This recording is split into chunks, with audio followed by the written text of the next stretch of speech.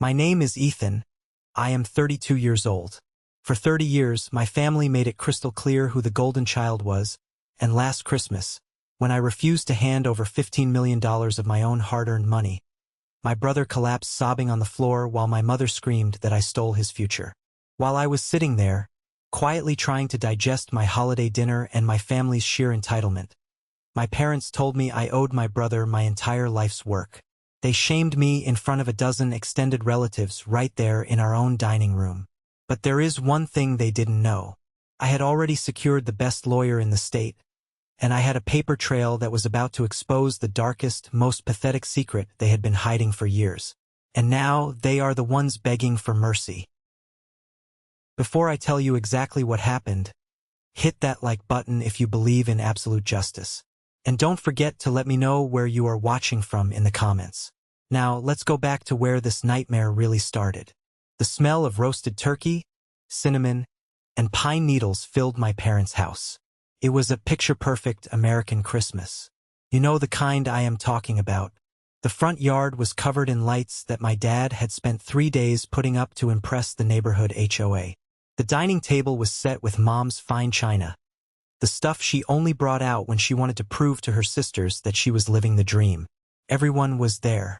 My aunts, my uncles, my cousins, and sitting right at the head of the table next to my father was Lucas. Lucas is my older brother.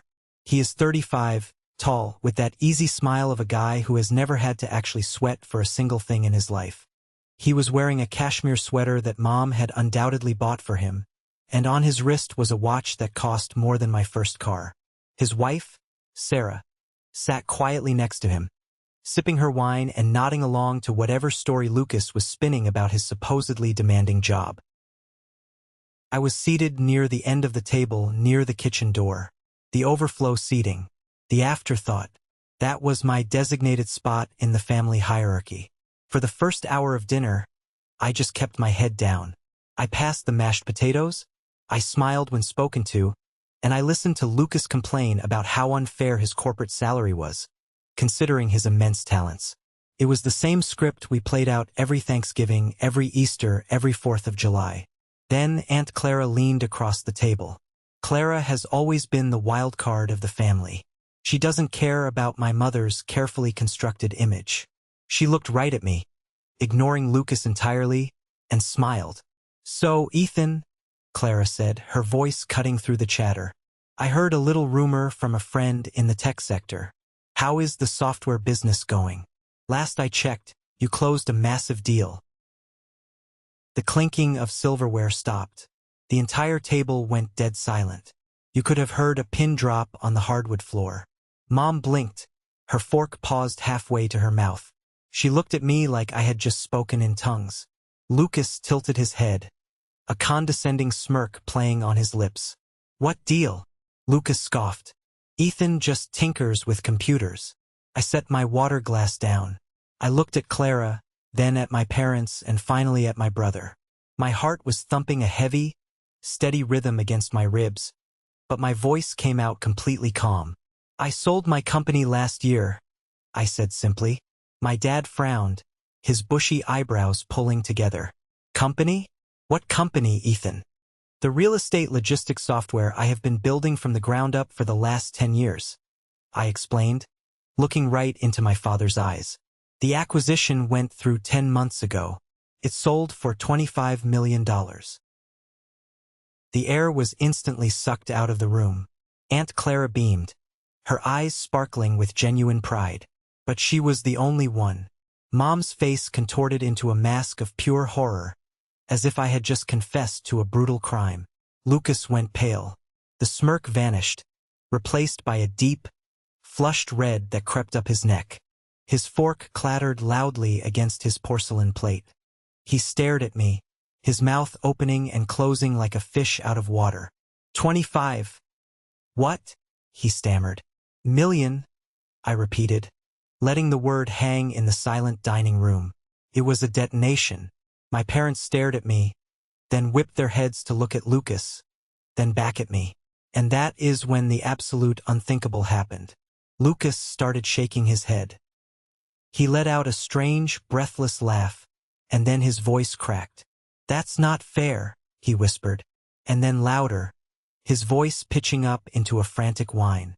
"That is not fair. You can't have that kind of money." He pushed his heavy dining chair back so violently it nearly tipped over. He stood up, his hands trembling, and before anyone could process what was happening, my 35-year-old brother collapsed onto the floor. He didn't just fall. He dropped to his knees, buried his face in his hands, and started sobbing. Deep, chest-heaving sobs, like a toddler who had just been told his favorite toy was thrown in the trash. Sarah rushed to his side, her hands fluttering over his shoulders, looking completely mortified. But Lucas ignored her.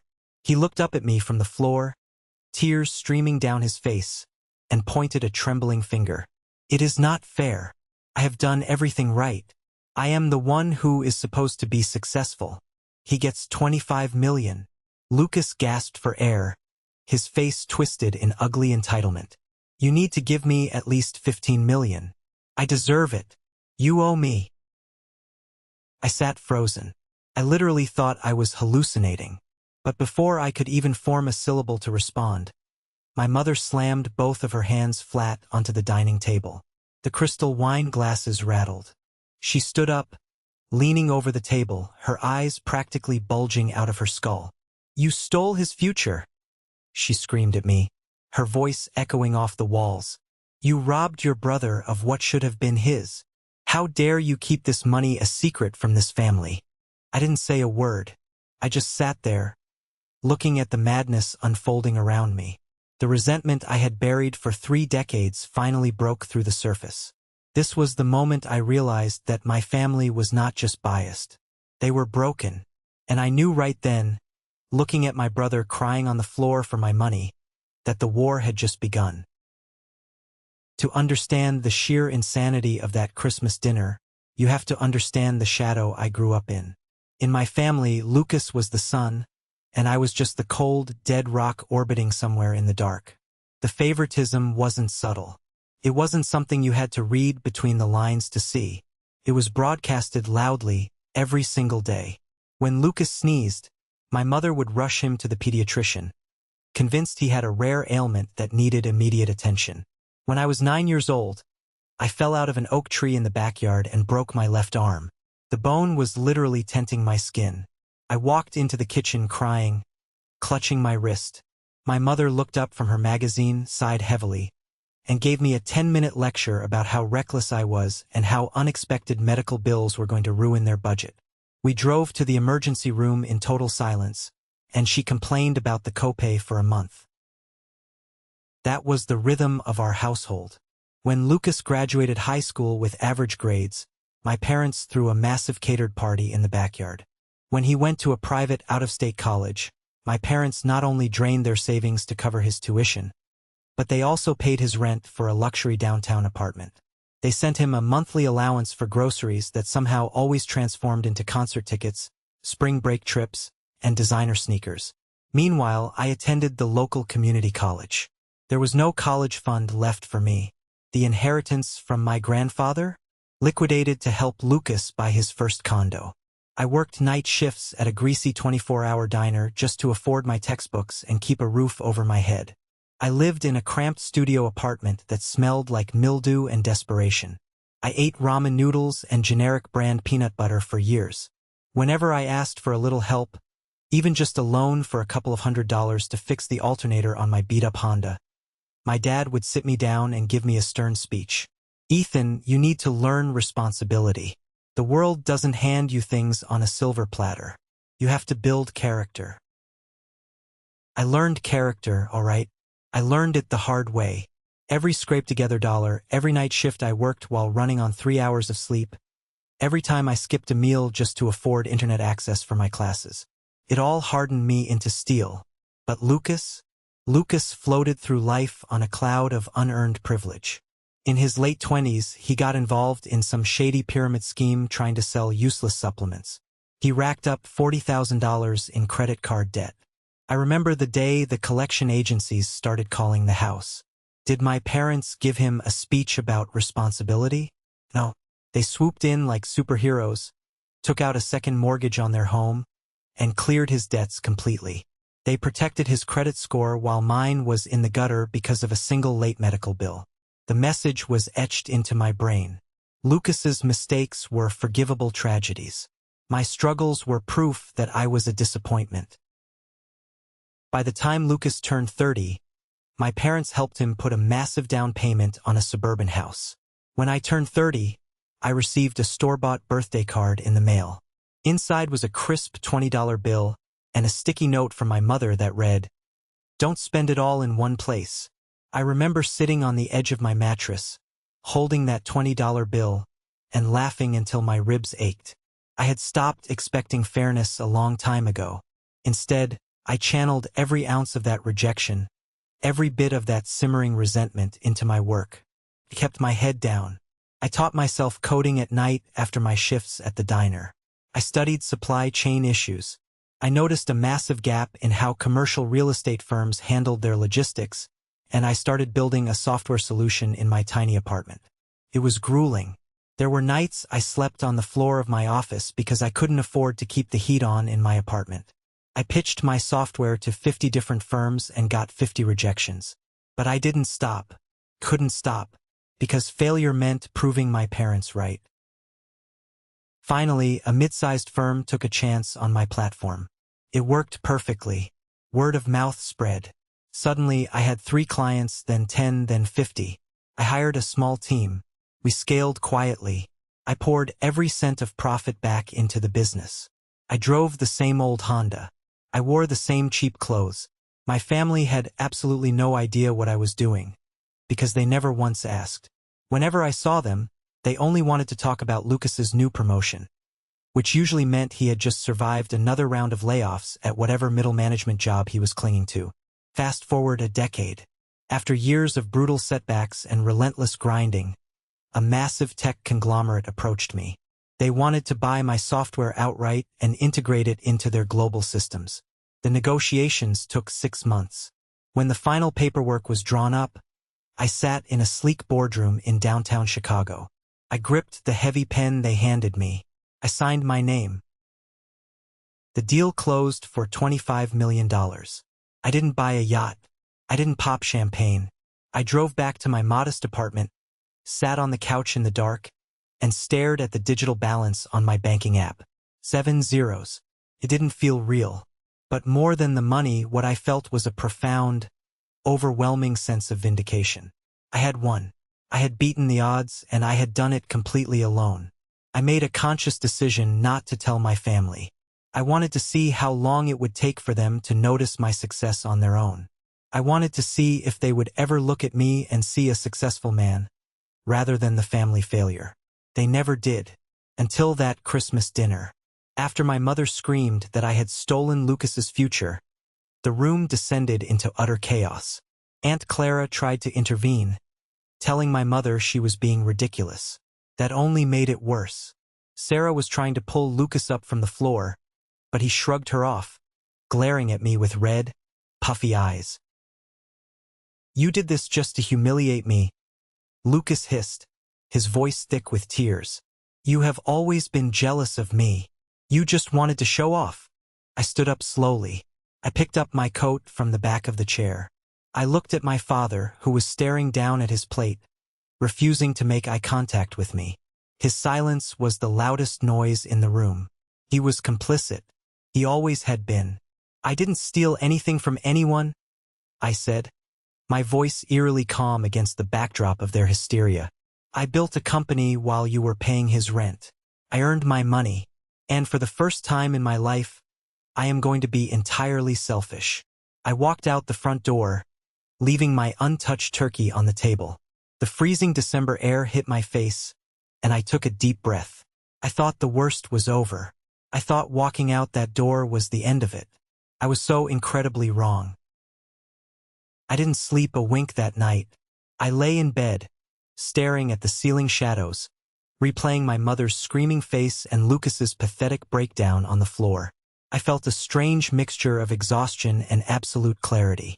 The fantasy of a supportive family was officially dead and buried. I thought giving them the silent treatment would let things cool down. But a mother's entitlement knows no bounds. 2 days after Christmas, my phone buzzed on the kitchen counter. It was Mom. I considered letting it go to voicemail, but my gut told me I needed to know what her angle was. I swiped answer. "Have you thought about what we said?" she demanded. "No, hello. No, how are you doing?" Just straight to the demands. I gripped the edge of the granite counter. "About what?" I asked, keeping my tone flat. "Don't play dumb with me, Ethan," she snapped, her voice carrying that sharp, authoritative edge she used when I was a teenager. "Your brother is having a mental breakdown. He hasn't slept in 2 days. Sarah says he is depressed. We have always taught you that family comes first. This is your chance to step up and prove you belong in this family. Transfer the 15 million to Lucas. You will still have 10 million left. That is more than enough for a single guy like you." I actually let out a dry, humorless laugh. "Let me get this straight. You want me to hand over the majority of the fortune I spent 10 years bleeding for, just because Lucas threw a temper tantrum on the dining room floor? He inspired you," she shrieked through the speaker. "If it wasn't for Lucas pushing you to be better, you never would have worked so hard. You owe him a share of your success. And frankly, Ethan, you owe us for raising you. If you don't do the right thing, there will be consequences." She hung up before I could reply. I stared at the dark screen of my phone, my blood running cold. Consequences. It sounded like a desperate threat from a delusional woman. I brushed it off and went back to my laptop to check my emails. An hour later, an automated alert popped up on my phone from my primary wealth management bank. "Suspicious login attempt blocked." My stomach dropped into my shoes. I immediately logged into my secure portal. My heart started hammering against my ribs. Someone had tried to log into my accounts. Not just once, but 4 times. They had tried to initiate a wire transfer. A massive one. The security algorithms had flagged it because the destination account was unregistered. I looked at the routing numbers the hacker had tried to send the money to. I recognized the last 4 digits. It was Lucas's personal checking account. I called the bank's fraud department immediately. They confirmed that the login attempts used my old security questions, things only a family member would know, like the name of my first pet and the street I grew up on. My own flesh and blood had just tried to rob me blind. I didn't wait. I grabbed my keys, got into my car, and drove straight to my parents' house in the suburbs. I gripped the steering wheel until my knuckles turned white. The betrayal tasted like battery acid in the back of my throat. I pulled into their pristine driveway and slammed it into park. But before I even got out of the car, I froze. Sitting right there in the driveway, gleaming under the winter sun, was a brand new, slate gray Porsche 911. It had temporary dealer plates on it and a massive red velvet bow stuck to the windshield. I got out of my car, staring at the luxury vehicle. The front door of the house swung open. Lucas walked out, jingling a set of keys in his hand, a smug, arrogant grin plastered across his face. My mother walked out right behind him, her arms crossed defensively over her chest. "Nice ride, huh?"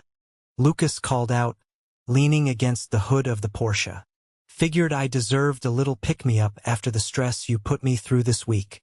I walked slowly up the driveway, my eyes darting from the car to my brother, then to my mother. "How exactly did you pay for this, Lucas?"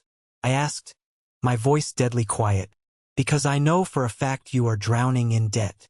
Lucas shrugged, tossing the keys in the air and catching them. "Family takes care of family, Ethan. Mom and Dad knew you would eventually come to your senses and do the right thing. So they helped me get a head start on my inheritance." I turned my glare to my mother. "You tried to hack into my bank account this morning," I stated. It wasn't a question. Evelyn didn't even have the decency to look ashamed. She lifted her chin, staring me down with cold defiance. "We were just trying to expedite what is fair. You are being stubborn and greedy. We were going to allocate the funds properly since you refused to act like a brother." "That is a federal crime, Mom," I said, feeling a tremor of absolute rage vibrating through my chest. "That is wire fraud. You tried to steal from me." "It isn't stealing if it belongs to the family," she yelled back. Consider this car an advance on what you owe us. You will pay us back for it. It's the least you can do. I looked at the Porsche again. Something wasn't clicking. My parents were comfortable, sure, but they didn't have a spare 150 grand lying around in cash to buy a luxury sports car outright, especially not after bailing Lucas out of his pyramid scheme. How did you finance this? I demanded, taking a step toward the car. I peered through the window at the dealership paperwork sitting on the passenger seat. Lucas sneered. Don't worry about it. My credit is fine. But I saw the logo on the paperwork. It was a high-end dealership downtown. And I saw something else. I saw the edge of a signature line. I pulled out my phone and immediately dialed the dealership. I walked away from them, down the sidewalk, ignoring my mother screaming at me to get off the phone. When the finance manager answered, I gave him my name. I told him I suspected identity theft regarding a recent purchase of a Porsche 911 delivered to my parents' address. The finance manager hesitated, then pulled up the file. Sir, your name is listed as the primary guarantor on the short-term bridge loan used to secure the vehicle. We received the digital DocuSign from your verified family email address this morning. The ground tilted beneath my feet. The air rushed out of my lungs. They didn't just try to hack my bank account. When that failed, my mother had used an old shared family computer, accessed my secondary email account that I rarely used, and forged my digital signature to guarantee a massive luxury car loan for my brother. I ended the call and walked slowly back up the driveway. Lucas was stroking the side mirror of the Porsche, completely oblivious to the legal hellfire that was about to rain down on him. My mother glared at me. Are you done throwing your little tantrum? She asked nastily. I looked at the woman who gave birth to me.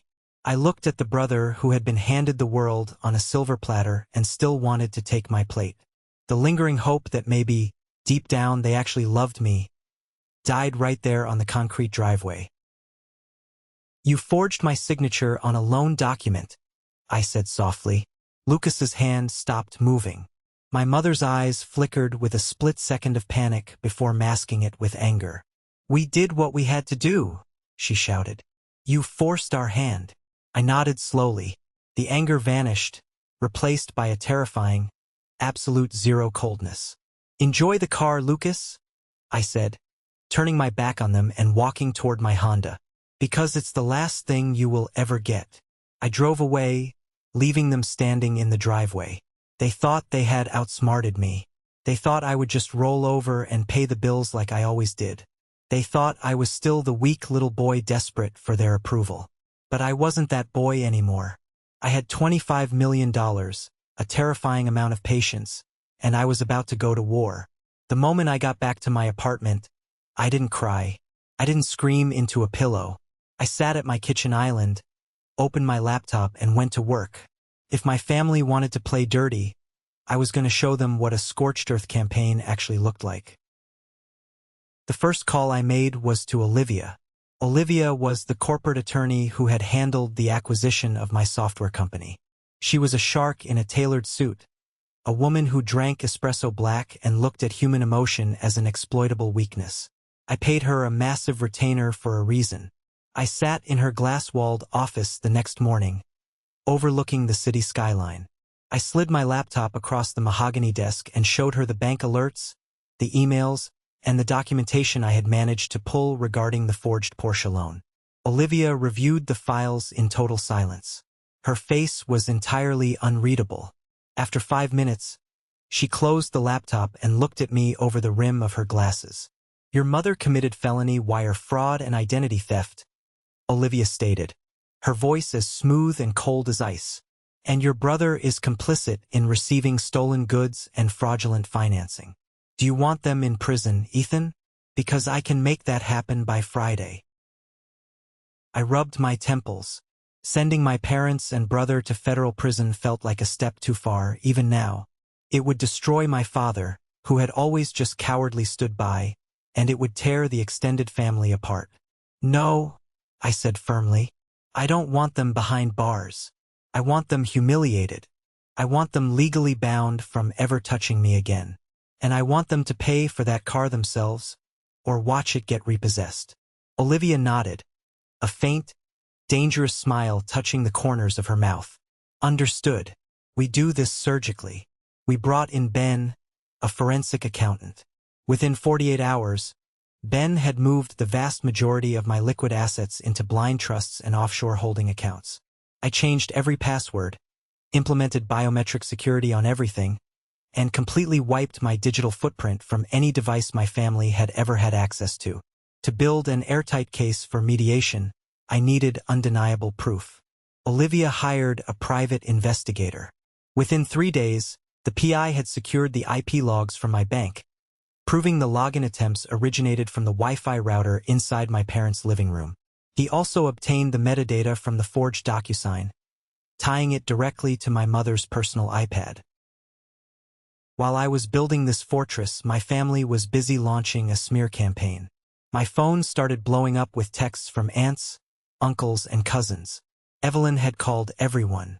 She told them I had lost my mind, that the money had turned me into a greedy, heartless monster, and that I was refusing to help my poor, struggling brother pay for basic necessities. The hypocrisy was nauseating. I felt incredibly isolated. The only person in the family I thought I could trust was my cousin, Greg. Greg had always been the cool older cousin, the one who bought me a beer when I was 19 and told me to ignore my parents' obvious favoritism. I met Greg at a quiet coffee shop downtown to vent. "Man, Aunt Evelyn is losing it," Greg said, stirring his latte, looking at me with sympathetic eyes. "She is telling everyone you are trying to bankrupt Lucas. You know how she gets. But hey, you gotta admit, 15 million is a lot of money to keep from your own brother." I frowned, the coffee suddenly tasting bitter. "He doesn't deserve a dime, Greg. They forged my signature on a loan for a Porsche." Greg's eyes widened. "Whoa, seriously? Do you have proof of that?" "I have everything," I said, leaning in. "IP addresses, metadata, the whole 9 yards. My lawyer is preparing a massive civil lawsuit. We are going to bury them in mediation next week." "Wow," Greg said, shaking his head. "That is intense. So what is the lawyer's exact strategy?" Something in Greg's tone felt off. It was too eager, too probing. I glanced down at the table. Greg's phone was sitting face down near his coffee cup. But I noticed the edge of the screen was glowing slightly, reflecting off the polished wood. I casually reached out and flipped his phone over. There, running on the screen, was a voice recording app. The timer was currently at 14 minutes and 30 seconds. Greg went pale. He lunged for the phone, but I snatched it away, my blood running hot. I looked at the screen, then looked up at my cousin, the one guy I thought had my back. "You are recording me?" I asked, my voice barely a whisper. Greg swallowed hard, looking around the coffee shop nervously. "Ethan, listen. Aunt Evelyn. She promised to help me out with my mortgage if I just found out what your legal plan was. She is terrified, man. She just wants to know what she is up against. A mole." My mother had actually bribed my cousin to act as a spy. The paranoia and manipulation ran deeper than I could have ever imagined. I didn't yell. I didn't cause a scene. I hit stop on the recording, deleted the file, and dropped the phone into Greg's half-full latte. "Tell Evelyn I said hello," I said, standing up from the table. "And tell her that if she thinks she is terrified now, she hasn't seen anything yet." I walked out of the coffee shop, leaving Greg staring at his ruined phone. I realized then that I was entirely on my own, but that was fine. I had been on my own my entire life. I called Olivia as I walked to my car. "File the papers," I told her, my voice cold and steady. "Mediation next week. I want to look them in the eye when we drop the hammer." I was ready for war, but even I didn't know the massive, devastating secret that Olivia was about to uncover. A secret that would shatter my family's golden illusion forever. The mediation was officially scheduled for a Tuesday morning in late January, right in the dead center of the bitterest winter we had seen in a decade. I remember waking up that morning and looking out the window of my apartment. The sky over the city was the color of a bruised piece of iron, heavy and dark, threatening to drop a massive snowstorm but so far only delivering a relentless, biting wind that rattled the glass panes. I stood there for a long time, holding a mug of black coffee, feeling the heat seep into my palms. I did not feel angry anymore. The white-hot rage that had consumed me in the driveway of my parents' house had entirely burned itself out. What was left in its place was something much colder, much harder, and infinitely more dangerous. I was walking into a war room today, and I was holding the nuclear codes. I met Olivia, my corporate attorney, in the lobby of the downtown high-rise where the mediation center was located. Olivia was an absolute shark. She was wearing a perfectly tailored charcoal gray suit, her hair pulled back into a severe, uncompromising bun. She carried a thick, vintage leather briefcase that looked heavy enough to be classified as a blunt force weapon. I, on the other hand, deliberately chose not to wear a suit. I wore a simple pair of dark jeans, a crisp white button-down shirt, and a navy blazer. I did not want to sit across the table looking like the $25 million tech mogul they accused me of being. I wanted to look exactly like the man they had spent 32 years ignoring. I wanted them to look at my face and remember the kid who worked the graveyard shift at a greasy diner, the kid who ate generic peanut butter from the jar because he could not afford a loaf of bread, the kid whose medical bills were considered a frustrating inconvenience. We rode the elevator up to the 42nd floor in total silence. The doors slid open with a soft chime, revealing a sterile, freezing reception area with floor-to-ceiling glass windows that offered a sweeping, dizzying view of the sprawling urban real estate below. We were ushered into Conference Room B. A massive, polished mahogany table dominated the center of the room. The mediator, a retired district court judge named Harrison, was already sitting at the head of the table, meticulously reviewing the preliminary filings through a pair of half-moon reading glasses. At exactly 9 in the morning, the heavy glass doors of the conference room swung open. The temperature in the room seemed to immediately plummet 10 degrees. My mother walked in first. She was wearing a designer camel hair trench coat and a vibrant silk scarf draped elegantly around her neck. She had her chin tilted up, radiating that familiar, suffocating aura of absolute self-righteousness. She looked like a woman arriving at a charity gala rather than a legal mediation for felony fraud. My father trailed closely behind her, moving like a man walking to his own execution. His shoulders were slumped, his face was pale and drawn, and his eyes were firmly glued to the expensive patterned carpet. And then came Lucas. My brother strutted into the room like he owned the entire building.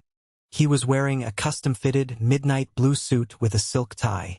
His hair was perfectly styled, and on his wrist flashed a heavy, silver watch. His jaw was set in a smug, defiant line. He looked exactly like the golden child who believed the rules of the universe simply did not apply to him. They were accompanied by their legal counsel, a slick, overconfident man named Davis, who carried himself with the unearned swagger of a guy who thought this case was going to be a walk in the park. Nobody said a word of greeting. Nobody offered a handshake. I sat across from them, folding my hands calmly on the cold, polished wood of the table. I looked directly at my brother. Lucas absolutely refused to meet my gaze.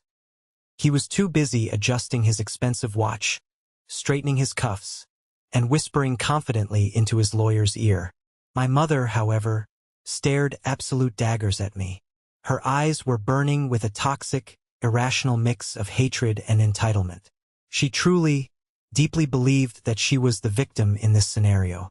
She had convinced herself that this entire legal proceeding was just another prime example of me being a difficult, ungrateful, and fundamentally broken child. Judge Harrison cleared his throat, tapping his pen against a legal pad to formally open the session. He gave a brief, practice speech about the ultimate goals of mediation, heavily emphasizing the mutual desire to keep ugly family disputes out of the public courtroom. He used soft, pacifying words like reconciliation, healing, family unity, and mutual understanding. I glanced sideways at Olivia. I could see a tiny muscle twitching in her jaw as she barely suppressed a scoff. Davis, their slick lawyer, confidently took the floor first. He leaned forward, resting his elbows on the table, and adopted a tone of deep, patronizing concern that made my skin crawl. Judge Harrison, we are gathered here today to quickly and amicably resolve a deeply unfortunate family misunderstanding. Davis began, his voice dripping with fake, manufactured empathy. My clients are entirely heartbroken by this situation. They raised Ethan from birth. They provided a warm home for him. They fed him, clothed him, and guided him. Recently, Ethan experienced a truly massive, unexpected financial windfall. Now, as is extremely common in tight-knit, loving families, there were subsequent discussions about inheritance, about sharing the wealth to elevate the entire family unit. Ethan's brother Lucas has dedicated his entire adult life to a rigorous, high-stress corporate career. There were long-standing verbal agreements regarding mutual financial support between the brothers. The recent actions my clients took, which opposing counsel has aggressively and unfairly framed as a lawsuit-worthy offense, were simply a clumsy, misguided attempt to enforce those existing verbal agreements. We are fully willing to drop all of our counterclaims for severe emotional distress if Ethan simply agrees to a reasonable, private settlement of $5 million today. It is a mere fraction of his vast wealth, and it restores the family honor. I sat perfectly still, my breathing slow and measured. The sheer, unadulterated audacity was breathtaking. They were actually sitting in a legal setting, attempting to spin their felony wire fraud and identity theft as a clumsy attempt to enforce a completely fictional verbal agreement. $5 million. They wanted me to write them a check for $5 million as a reward for them trying to illegally hack into my bank accounts and steal $15 million. It was the absolute pinnacle of narcissistic delusion. Olivia did not shout. She did not express outrage. She did not even raise her voice. She simply unlatched her heavy leather briefcase with a sharp, echoing, satisfying click. "Mr. Davis," Olivia said, her voice completely devoid of any warmth or human emotion. "Your framing of these events is entirely fictional, and frankly, insulting to the intelligence of everyone in this room. We are not here to discuss a family misunderstanding. We are not here to negotiate a gift. We are here to explicitly discuss a systematic, highly documented effort to defraud my client. There were never any verbal agreements. There is no shared family inheritance. There is only calculated theft." Olivia smoothly slid a perfectly bound, thick folder across the mahogany table toward Judge Harrison, and then pushed a duplicate copy toward the opposing counsel. "Exhibit A," Olivia stated, folding her hands neatly in front of her. "Certified bank security logs and digital forensic analysis." On December 27th, exactly 2 days after a family holiday dinner, for separate, highly coordinated unauthorized login attempts were made on my client's primary wealth management accounts. The IP address for every single one of these attempts was traced directly and irrefutably to the residential Wi-Fi router registered in Arthur and Evelyn's name. Furthermore, the destination routing number for the attempted unauthorized wire transfer of $15 million belongs to a personal checking account owned solely by Lucas. My mother scoffed loudly, crossing her arms defensively over her chest. "We knew his security questions because we are his parents. We raised him. We knew the name of his first dog and the street we lived on. We were just trying to secure the funds before he wasted them on frivolous, stupid things. We are his parents. We have a fundamental right to step in and manage his estate if he is acting erratically and selfishly." I finally broke my silence. I leaned forward, locking eyes with the woman who had spent my entire life putting me second. "I am 32 years old, Mom. I am a grown man. I am not a child, and I do not have an estate for you to manage. You tried to steal my money because Lucas threw a temper tantrum on the dining room floor, and you could not handle seeing your golden boy cry. He needed that money," she snapped back, her voice raising in pitch, completely ignoring the presence of the judge and the lawyers. "You have absolutely no idea the amount of pressure your brother is under. You have no idea what it takes to maintain his level of success." "We are very much aware of the pressure," Olivia interjected smoothly, her voice acting like a scalpel slicing right through my mother's rising hysterics. "Which brings us directly to Exhibit B." Olivia pulled a second, thinner document from her briefcase and slid it across the table. It was the dealership financing paperwork for the slate gray Porsche 911. When the bank's automated security algorithms locked my client's accounts and successfully prevented the illegal wire transfer, Evelyn took a different, far more desperate route, Olivia explained, looking directly into Davis's eyes. She used an old, shared family desktop computer to access my client's dormant secondary email account. She intercepted a DocuSign request from a luxury auto dealership. She then fraudulently forged my client's digital signature to act as the primary, legally binding guarantor on a $150,000 short-term bridge loan. The luxury vehicle in question is currently parked in the driveway and is in the sole possession of Lucas. Davis looked down at the paperwork in front of him. His slick, overconfident demeanor began to visibly fracture. He flipped rapidly through the pages, his eyes scanning the IP metadata, the digital timestamps, and the irrefutable digital trail that Olivia's private investigator had meticulously compiled. He looked up at my mother, his jaw tight with sudden realization. "Evelyn, you explicitly told me the car was purchased with a standard, mutually agreed upon family co-sign arrangement." "It was," my mother insisted, her voice pitching even higher, edging on panic. "Ethan always agreed to help his brother. He always said he would share his success. I just signed the digital paperwork to save everyone time. It is a family car. The dealership absolutely does not recognize it as a family car." Olivia countered instantly, leaving zero room for debate. "We have a sworn, notarized affidavit from Mr. Henderson, the general manager of the auto dealership. He confirmed under oath that the financing was approved solely based on my client's verified liquid assets, which Evelyn fraudulently misrepresented as her own. If we leave this room today without a full, unconditional settlement on our exact terms, I will personally hand this entire binder over to the district attorney's office. Wire fraud, identity theft, grand larceny. Your clients will be facing severe federal indictments before the end of the week."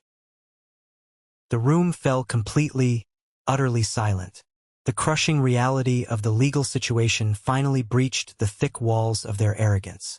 My father buried his face in his hands, letting out a long, ragged, shuddering breath. My mother's mouth opened and closed several times, but no sound came out. She looked desperately at Davis, clearly expecting her expensive lawyer to perform some kind of legal miracle and make the evidence disappear. But Davis just closed the folder and pushed it slightly away from him.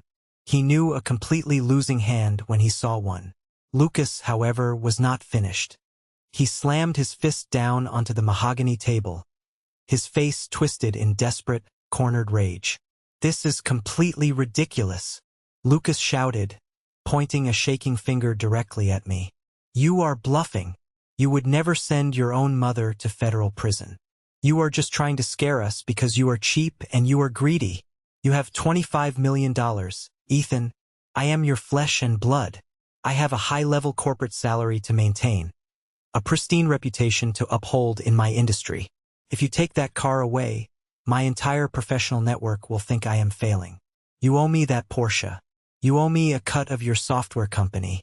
It is my inheritance too. You cannot do this to me." I looked at Lucas.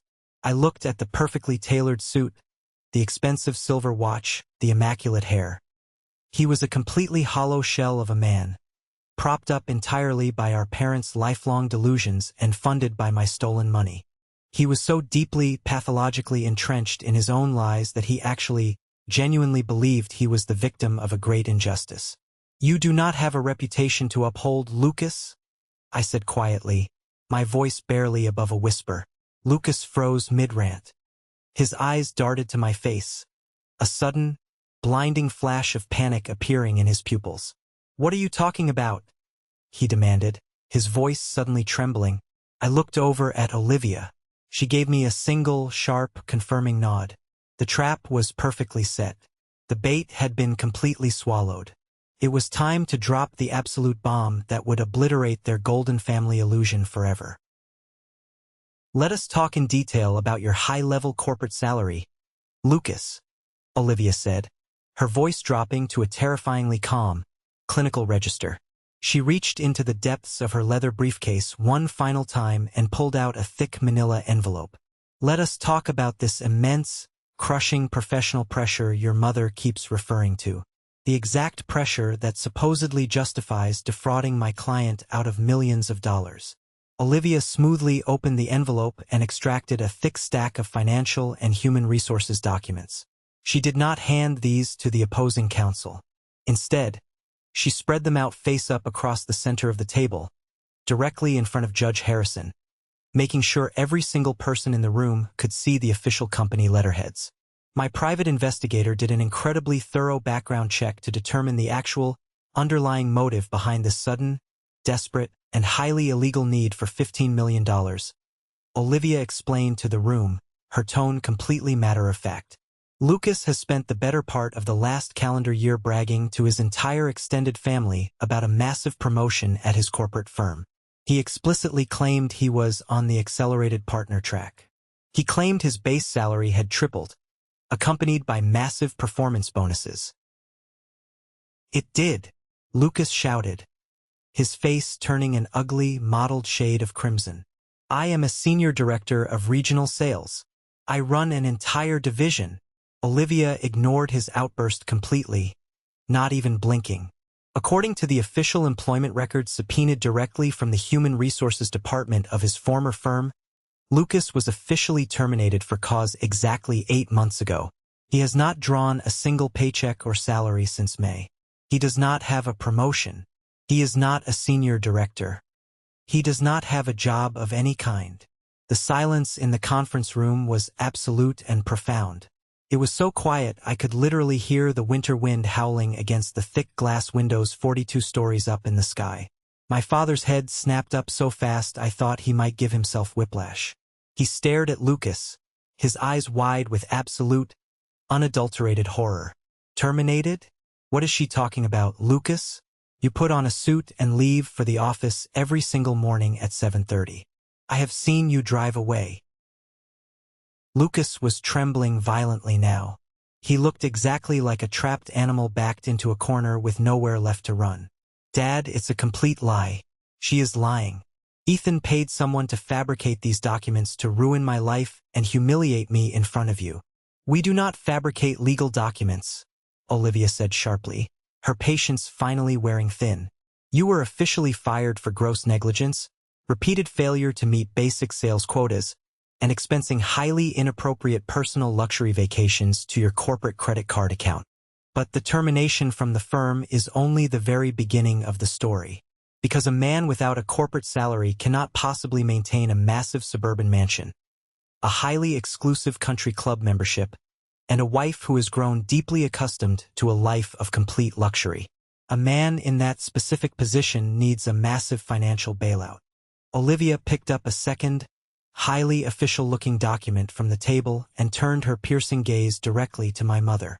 Evelyn was clutching the edge of the mahogany table so incredibly hard her knuckles were completely white. The blood drained from her hands.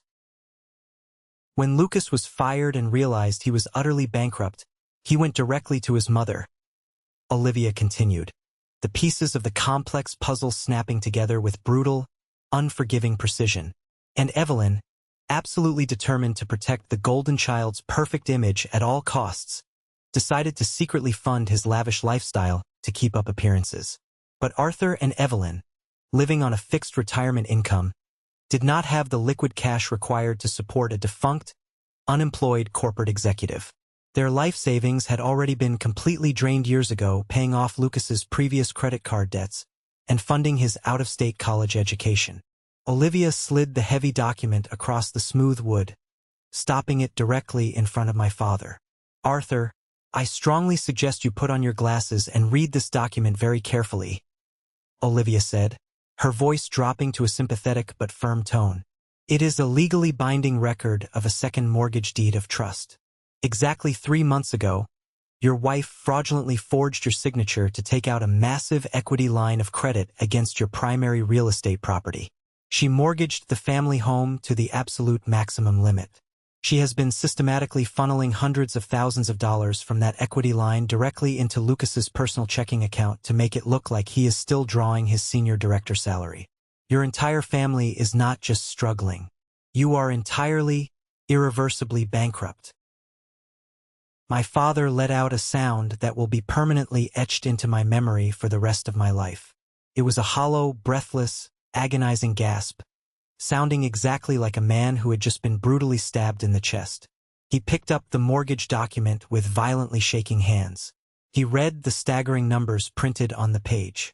He read the clumsy, forged signature of his own name at the bottom of the contract. "Evelyn?"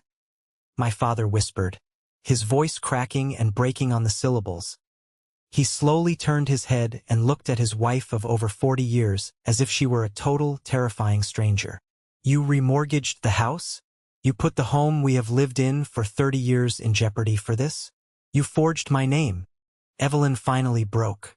She burst into loud, hysterical tears. But they were not tears of genuine remorse or guilt for betraying her husband. They were the desperate, angry tears of a severe narcissist who had finally been dragged out into the harsh, unforgiving light. "I had absolutely no choice. I had to do it," she wailed loudly, reaching out a trembling hand to grab my father's arm. He recoiled violently, pulling his chair away from her as if she were carrying a contagious disease. Lucas was going to lose everything he worked for.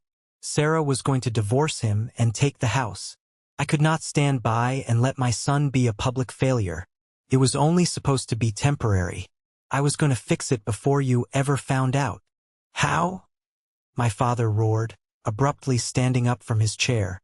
The chair scraped loudly against the floor. I had never, in 32 years, seen my father yell. Never. He was a passive, quiet, conflict-avoidant man who always let my mother run the show. But the sudden, crushing realization that his peaceful retirement, his only home, and his entire financial security had been secretly and illegally gambled away completely broke something inside of him. "How in the name of God were you going to fix a $500,000 mortgage behind my back, Evelyn?" Evelyn slowly turned her tear-streaked, makeup-smeared face toward me. The absolute, unhinged madness burning in her eyes made my blood run entirely cold. "Ethan was going to fix it," she whispered, pointing a shaking, accusatory finger directly at my chest. "He sold his tech company. He has $25 million sitting in the bank doing nothing. He has more money than he could ever possibly need in a single lifetime. He was supposed to step up and pay off the second mortgage. He was supposed to give Lucas the $15 million so Lucas could start his own consulting firm and save face. Ethan was the permanent solution to all of our problems. He owed us for giving him a life." The absolute, terrifying sickness of her twisted logic hung heavily in the freezing air of the conference room. She had single-handedly destroyed her own comfortable life, utterly ruined my father's retirement and future, and continually enabled my brother's total, catastrophic failure, all under the psychotic, deeply entrenched assumption that my hard-earned bank account was her own personal, unlimited insurance policy. Lucas was completely and utterly broken. The grand, arrogant facade of the highly successful, wealthy, untouchable older brother had been violently ripped away, exposing the pathetic, desperate, lying fraud underneath. He slumped forward in his expensive chair, covering his face with both of his hands, weeping openly and loudly. The golden boy was completely gone. There was only a middle-aged man drowning in an ocean of insurmountable debt and a lifetime of toxic lies. I looked at the three people sitting across from me. I looked at the people who were supposed to be my family, my blood, my support system. I looked at the absolute devastation they had brought upon themselves through pure, unadulterated greed, blinding favoritism, and criminal entitlement. I didn't feel angry anymore. I didn't feel sad. I felt entirely, wonderfully, peacefully empty. Olivia efficiently packed the employment records and the mortgage documents back into her leather briefcase. She looked directly at Davis, who was staring at his own clients with a distinct mixture of severe professional disgust and sheer, unadulterated shock. Davis had clearly been lied to by his own clients. "Here are our final, non-negotiable terms," Olivia announced, her voice ringing through the room with absolute, terrifying finality. "Number 1. Ethan will not pay a single solitary cent to anyone in this room, now or ever. Number 2. Evelyn and Lucas will immediately surrender the slate gray Porsche 911 back to Mr. Henderson at the auto dealership today, and they will be held entirely and personally responsible for any depreciation fees or penalties. Number 3. Evelyn, Arthur, and Lucas will immediately sign an ironclad, legally binding no-contact order and a strict non-disclosure agreement regarding Ethan's finances and this entire mediation. If they ever attempt to contact him, if they attempt to access his accounts again, or if they speak a single word about his wealth or this legal proceeding to any extended family members, we will immediately bypass civil court and file criminal charges for the wire fraud and the forged loan documents. You have exactly 5 minutes to sign the settlement papers, or we walk out that door and call the police. Let's pause for a moment. Thank you for staying with me this far, you're truly amazing. Please help me by liking the video and commenting the number 1 below so I know you've been here with me until this point. This not only helps more people discover this story, but also lets me know that my experiences mean something to someone. Your support is the greatest motivation for me to keep sharing the rest of this journey. The absolute silence that followed Olivia's uncompromising ultimatum was heavy, suffocating, and entirely, deeply satisfying. The fundamental power dynamic in the room had irreparably shifted, like a massive tectonic plate snapping into a new position. For 32 long, agonizing years, my parents had entirely dictated the terms of my existence. They had unilaterally decided my worth, my place in the hierarchy, and my future. They had relegated me to the shadows while bathing Lucas in endless, unearned sunlight. Now, sitting across that polished mahogany table, holding the absolute proof of their criminal desperation, I held their entire lives and freedom in the palm of my hand.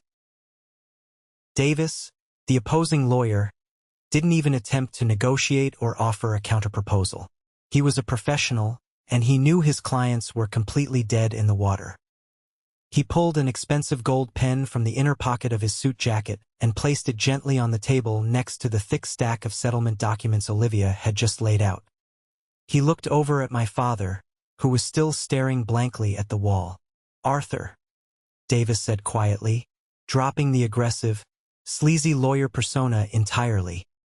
His tone was now strictly advisory, tinged with genuine pity. "You need to sign this document immediately. If Ethan takes this binder of evidence to the authorities, Evelyn is looking at a mandatory minimum of 3 to 5 years in a federal prison facility for the wire fraud alone. And Lucas will absolutely go down alongside her as an accessory to the crime and the recipient of stolen goods. This settlement offer is a massive, incredibly generous gift. Take it before they change their minds." My father didn't put up a fight. He didn't argue. The last remaining ounce of fight had completely drained out of his body the moment he saw the forged signature on the second mortgage. He looked like a man who had aged 10 years in the span of 30 minutes. He slowly reached out and picked up the gold pen. His hand was shaking so badly he could barely grip the smooth barrel. He pressed the tip to the paper and signed his name on the dotted line, legally severing his right to ever ask me for a dime, a favor, or a relationship again. He slid the legal packet and the pen across the table toward my mother. Evelyn stared at the document like it was a highly venomous snake coiled on the wood. She looked up at me, the expensive mascara running in dark, ugly streaks down her cheeks. Her face was twisted into a terrifying mask of pure, unadulterated hatred and stubborn denial. She had lost the war. The golden child had been completely exposed as a pathetic fraud. Her personal finances were in absolute, unrecoverable ruins, and the son she had discarded and mocked for 3 decades was walking away totally untouchable and victorious. "You are destroying this family?" she hissed at me, the toxic venom dripping from every single syllable. "You are deliberately sending your own flesh and blood into total bankruptcy and ruin. You will burn in hell for turning your back on us. Ethan, you are a monster." I looked right into her eyes. I didn't flinch. I didn't look away. I didn't feel a shred of guilt. "I didn't destroy this family, Mom," I said, my voice incredibly steady, projecting a coldness that I didn't even know I possessed. You destroyed it the moment you decided my sole purpose in life was to serve as a backup plan for Lucas. You bankrupted yourself. You forged the signatures. You committed the crimes. I am just the man holding up the mirror so you can finally see exactly what you are. Sign the paper or I promise you, I will call the police right now. Evelyn's jaw clenched so tightly I honestly thought her teeth might shatter under the pressure. She snatched the pen from the table with a violent, jerky motion and aggressively scrawled her name across the document, pressing so hard the pen almost tore through the paper. When she was done, she threw the pen across the table. It hit Lucas right in the chest.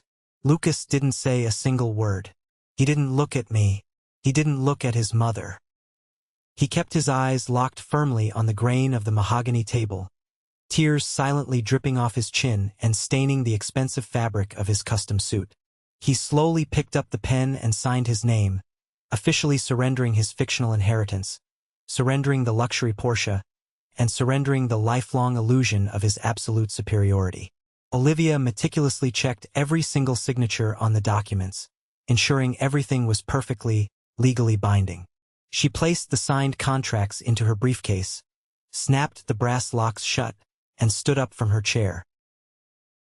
"We are officially done here," Olivia said, addressing the mediator. I stood up, buttoned my navy blazer, and walked toward the heavy glass doors. I didn't look back at them. I didn't say a dramatic goodbye. The exact moment I stepped out of that freezing mediation room and into the quiet, carpeted hallway of the law firm, I felt an immense, physical weight lift entirely off my shoulders. It was a crushing, invisible weight I hadn't even realized I was carrying for my entire life. The desperate, pathetic need for their approval, the lingering, childish hope that they might one day actually love me for who I was.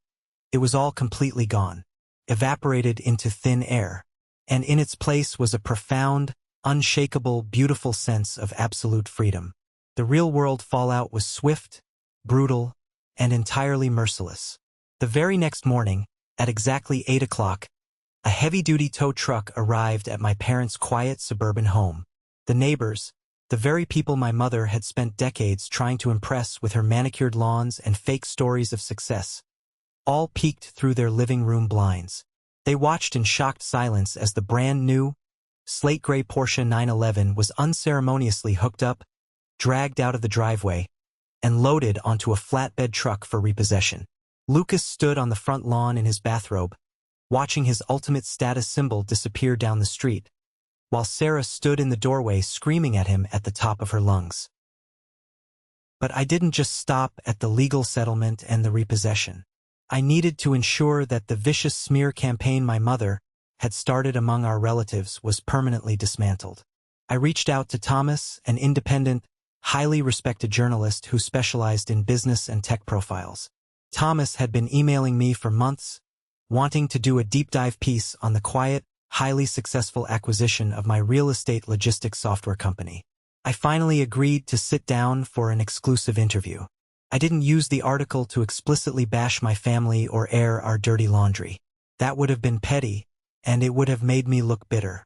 Instead, I simply used the platform to tell the undeniable truth about my background. I talked extensively about my difficult journey. I talked about working brutal night shifts at the greasy diner. I talked about taking out terrible loans to fund my own community college education because there was absolutely no college fund left for me. I talked about the intense, agonizing isolation of building a tech company completely alone in a freezing apartment, without a safety net, without a single dollar of family backing, and without any expectation of an inheritance. When the comprehensive article finally dropped online, it went massively viral within the business and tech community. It was praised as an incredibly inspiring story of modern grit, determination, and ultimate self-reliance. But to my extended family, the article was a massive, undeniable public revelation. Aunt Clara immediately shared the article on her social media pages. From there, the truth about Lucas's corporate termination, the truth about his massive debts, and the truth about my parents' desperate second mortgage inevitably leaked through the family grapevine. The carefully constructed, decades-old facade of the perfect, wealthy family completely and utterly collapsed overnight. Evelyn stopped answering her phone entirely, too ashamed to face the questions from her sisters. Lucas and Sarah were forced to put their massive suburban house on the market within a week to avoid total foreclosure.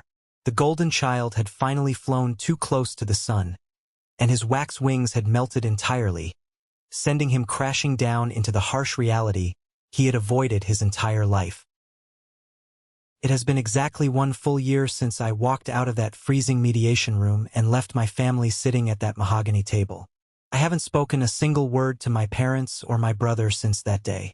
The strict, legally binding no-contact order remains firmly in place, acting as an invisible, impenetrable shield around my life. Occasionally, I hear brief updates through Aunt Clara, who is the only relative I still maintain a warm relationship with. She told me over coffee last month that Lucas and Sarah finalized their bitter divorce in the fall. Sarah took full custody of their golden retriever and moved back into her parents' basement, completely unable to handle the harsh reality of being married to a broke, unemployed man who didn't have a platinum corporate credit card to fund her lifestyle. Lucas is currently renting a cramped, incredibly small 1-bedroom apartment on the bad side of town. He is working a stressful, mid-level telemarketing sales job, desperately trying to slowly dig himself out of the massive mountain of debt that my parents can no longer legally or financially shield him from. As for my parents, they were forced to sell the large, beautiful suburban house they had lived in for 30 years. They absolutely had to. The massive second mortgage my mother secretly took out was bleeding their fixed retirement accounts dry. They had to drastically downsize to a small 2-bedroom condo in a completely different, much cheaper county, far away from the judging, gossiping eyes of their old neighborhood friends and country club acquaintances. Their reputation in their old circle is completely destroyed. I don't take any sadistic joy in their misery. I really, truly don't. But at the same time, I also don't lose a single second of sleep over their current situation.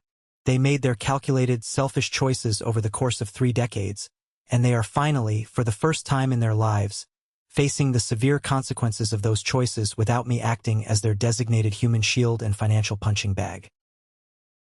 As for me, my life looks completely, wonderfully different now. When the $25 million hit my bank account, I didn't go out and buy a massive fleet of luxury sports cars to park in a driveway. I didn't buy a gigantic, echoing mansion in the city just to show off to people I didn't care about.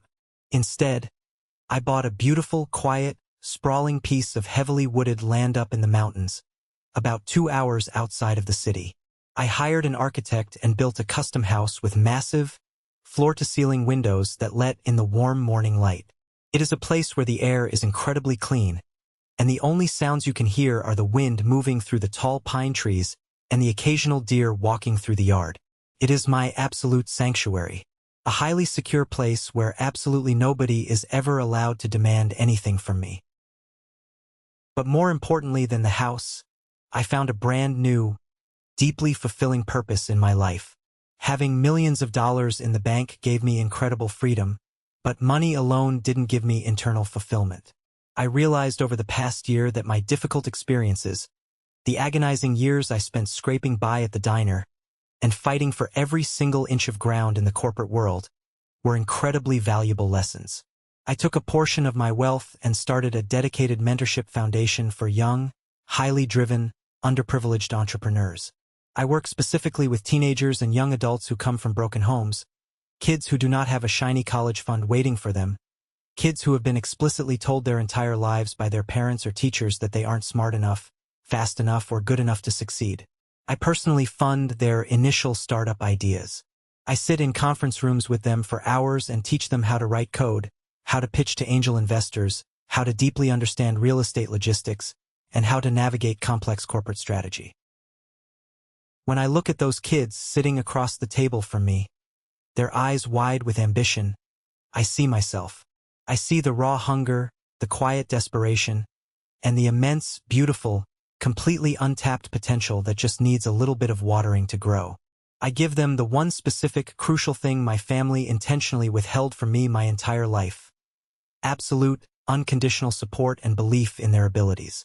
Through this foundation and my new ventures, I have built an entirely new network of people around me. I have found brilliant colleagues who genuinely respect my mind and my work ethic.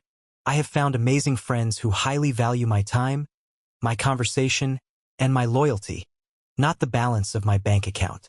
I have learned the hardest, most vital lesson of my life. Blood does not automatically make someone your family. Sharing DNA just makes you biologically related. Family are the people who willingly stand by your side when the chips are down and the world is dark. Family are the people who loudly celebrate your ultimate victories without ever holding out their hand and asking for a cut of the prize. Sometimes, late at night, when the mountain house is completely quiet, I still think about that chaotic Christmas dinner. I think about the horrifying look of sheer entitlement on my mother's face when she screamed at the top of her lungs, accusing me of stealing my older brother's future. It used to hurt so badly. The memory of that rejection used to feel like a jagged knife twisting deep in my ribs. But now it just feels like a dramatic scene from a movie I watched a very, very long time ago. It doesn't have any power over me anymore. I survived the suffocating, toxic shadow of the golden child. I built a massive, untouchable empire entirely in the dark, and when they arrogantly tried to drag me back down into their mess to pay for their lifelong sins, I slammed the door shut, locked it, and threw away the key forever. They desperately wanted my future, but they never realized that I had already built it, brick by painful brick, with my own two bare hands. And nobody, absolutely nobody on this earth, is ever taking it away from me. Thank you so much for listening to my story today.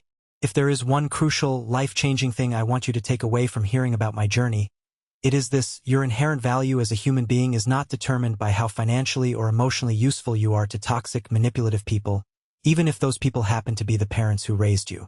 You have the absolute, undeniable right to set firm boundaries, to fiercely protect your mental peace, and to walk away permanently from anyone who only knows how to love you conditionally.